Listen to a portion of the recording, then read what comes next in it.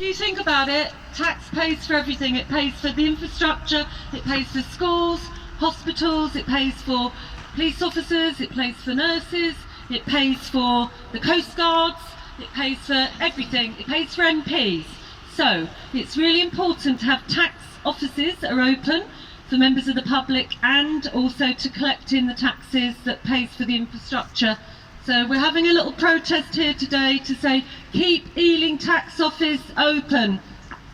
How can you expect to tackle tax evasion, tax avoidance and collect taxes when you're sacking the very staff and the expertise to collect the taxes? It's just ridiculous. And so we'll continue the pressure on and we'll harry them all we possibly can.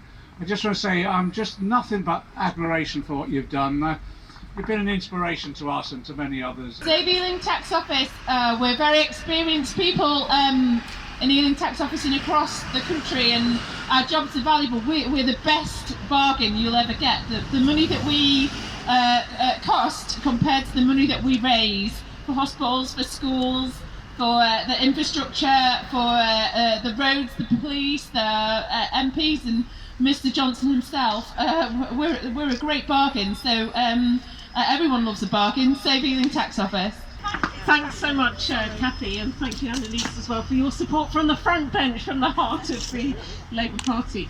Yeah, I think it's shocking what's happening with the tax office in Ealing. Such a lot of expertise, which has happened on the public purse.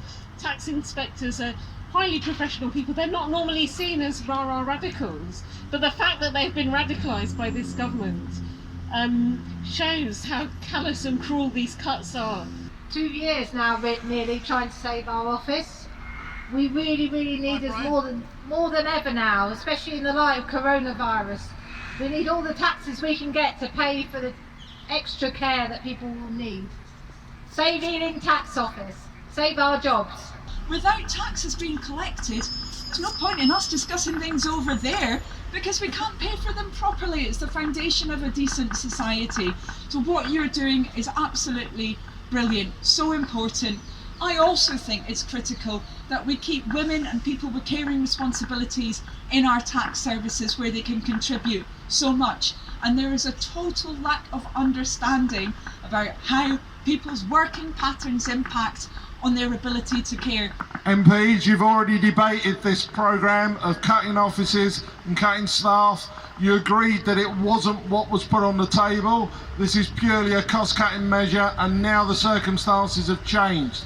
500 offices being closed, 50,000 staff being lost, and yet you want the biggest budget to spend the most money. Nobody's going to be around to collect it.